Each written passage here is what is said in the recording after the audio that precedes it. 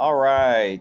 Sorry about running a little late here. I am actually on vacation this week, and I just wanted to make sure I was able to get this recording out to the group. I get a lot of questions about the sales process and what I would recommend to do to help you close more deals, activate more merchants, set up more referral partners, recruiting partners, whatever it is that you're selling. So I wanted to kind of give you the framework this week of a training I'm going to be doing every other week for the next 5 weeks, discussing how I look at the sales process and what I do to create a sales process for myself within my companies, my organizations, or JV partners that I work with. And one thing I've noticed is the people that are most successful, not just in our business, but in financial services, insurance sales, any product or service, the most successful people have a defined sales process. They've come up with a method to present, attract, convert, qualify, and get their customers on board with their products or services a way that works. So that's what I want to talk about, is setting up a refined, regimented sales process that you can implement and duplicate within your organization. So we want to set up the model. That doesn't mean there's not room for customization. There's not room for you to tweak it, do it a little bit different every time, depending on the vertical you're speaking to. But if you can just get the foundation built, you're going to have 99% of the battle won. So let's talk about first what I believe a sales process is. So a process is a uniform series of actions designed to produce a specific outcome. In our case, our specific outcome is to close a sale, board a merchant, or activate a merchant. So it's a series of actions that we're taking. Typically, they're in linear steps, hence we call it a sales process, right? So I'm going to talk about the 5 areas that you really need to come up with: that foundation, that process, that presentation, the content, whatever it is that you want to do to support of these 5 areas that I'm going to share with you here in a moment. So we want to come up with linear steps that work us through a process. So by implementing a systematic approach to every area of your sales cycle, you're going to now be able to control your message. That's really important when you're dealing with groups of salespeople, either from a call center standpoint, inside sales, outside sales, partners. You want to be able to control your message so the majority of the time, the same thing is being said to the customer. That way, you don't have to worry about false information getting out there, damaging your brand, or somebody getting off the reservation and not sharing the truth about your rates, fees, or what's included in the deal. So you want to be able to control that message as best you can, and you want to be able to create that sales process, protect that brand, and most importantly, where you'll notice a real defined difference is in your results. When I started working through creating processes of every piece of my organization, from deployment, boarding, underwriting, sales, marketing, partner activation, partner training, the whole entire process, depending on what you're focusing in on.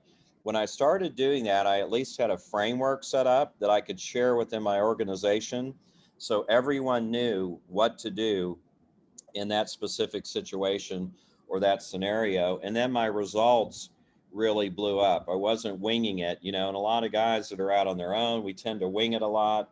We figure we'll just pitch whatever we feel like talking about with this merchant. We may not share all the value and benefits we have to offer. And what happens is, when you don't do that, you might end up with buyer's remorse. You might end up with a merchant that you kind of shortcutted the process because they wanted to get going quick and fast.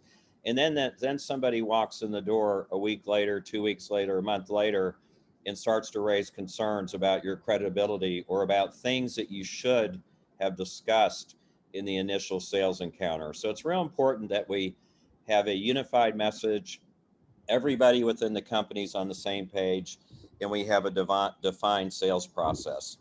You know, a couple months ago, I did a training series on how to increase your revenue. And the 3 bullet points we talked about were you can increase your revenue by the number of merchants, which means you can sell more. You can increase the size of transactions or the transaction that you do with a merchant, which means if you're selling them something, you can increase your margin. You can have add-ons, cross sales, upsales, other product sales, or you can increase the frequency of those transactions, which means we're going to sell more to the merchant base that we've created. So when you're defining your sales process, it really works in every one of these components or areas that you can focus on to help grow your revenue. So when you've got a sales process around increasing and closing more merchants, you've got a process around increasing the size of your transaction and your margin, probably selling something like cash discounting or surcharging or some kind of monthly subscription program. And then you got a process around increasing the frequency of transactions, about cross-selling, upselling, follow-up. You're really going to have an unbeatable sales model where your residual portfolio is going to skyrocket. And I know sometimes this seems like it's almost impossible to put all this together, but if you just take one component at a time, one piece at a time, which is what we're going to do over the next 5 training sessions, you'll be able to chunk it down and spend a week or 2 on each segment and come out the other side of it with a clearly defined process, right? So Jim Rohn, I love the guy, says you'll either pay the price of discipline or the price of regret. There is no other option. So if you really want to get this defined sales process in place, you need to pay the price of discipline today and focusing and taking time each week, an hour, 3 days a week maybe, to work on each component of the sales process that we're going to put together. So here's the process I use. You can label these anything you want. I call it attraction, qualification or qualifying, converting, keeping the merchant, and then repeating the cycle. So we've got a lead gen, marketing, recruiting, advertising component in the attraction phase. And there's a whole lot of options here, which we'll talk about. Then we're going to qualify. We get an interested customer that raises their hand and says, yeah, I want to talk to you about this particular product or service or your POS system or this new way of saving money on my fees. We want to qualify them and make sure they're the right fit that we want to move forward in this sales process and spend and invest our time into helping this particular prospect. And then we want to get to a stage where we can convert them, right? So we've qualified them. We're gonna diagnose their problem. We're gonna see where their pain points are. We're gonna present a solution to alleviate that pain, and we're gonna convert them and make them a customer of ours. And then what we want to do, the hard work hasn't been done. The hard work is to come. Then what we need to do is keep that customer on the books as long as we can, so we can really leverage our revenue and leverage the value of our business and the value of our portfolio. And then we're going to do the whole thing over again, right? We're going to repeat, repeat, and repeat. So this is the process, the way that I see it. And this process really works in any product or service that you're selling. And it also works on the recruiting engine. So if you're looking at building out 1099 agents, you know, we've got the Empire Builder program that you have access to in your back office, where I walk you through the entire program on how to build a 1099 outside sales force in different combinations of W-2 and 1099 and straight commission. So I've got all that information back there. I think it's 5 or 6 different sessions. But this process is so simple. It works with recruiting, referral partners.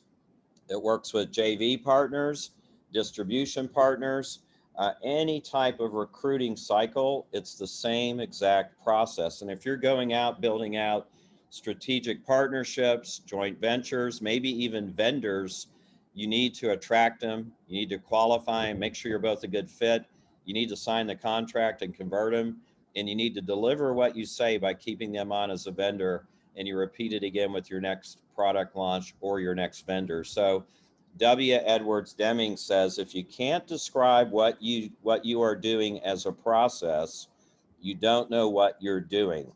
So it's very critical that you can break down the components of your sales cycle into a process. And we're gonna break them up into these 5 areas, these buckets here, and we're gonna address each one of these over the next 5 training sessions. So here's where when I'm going to come up with the sessions on 331, we'll talk about attraction, marketing, advertising, lead generation, prospecting, etc. 414, we'll go through the qualification process, some verbiage, some questions on qualifying, making sure we're the right fit. 428, we'll talk about converting. 512, keeping and retaining your customers. We'll talk about some strategies that will work to keep and retain them and keep them processing with you.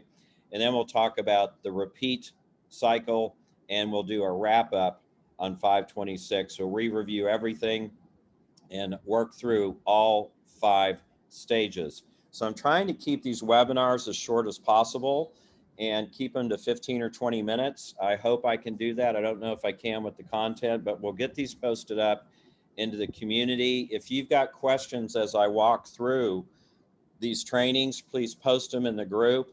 I'm trying to get more active in that group. I apologize. I've been so busy with different projects and things that are going on. I'm going to try to be posting more in there, but you'll still continue to get the Monday message. You'll get these weekly webinars. And then here in the next week or two, we're going to walk through our Q2 90-day sprint. So we're going to start planning for the second quarter and reviewing our first quarter. So look for an announcement for that webinar. So I have one question to ask you.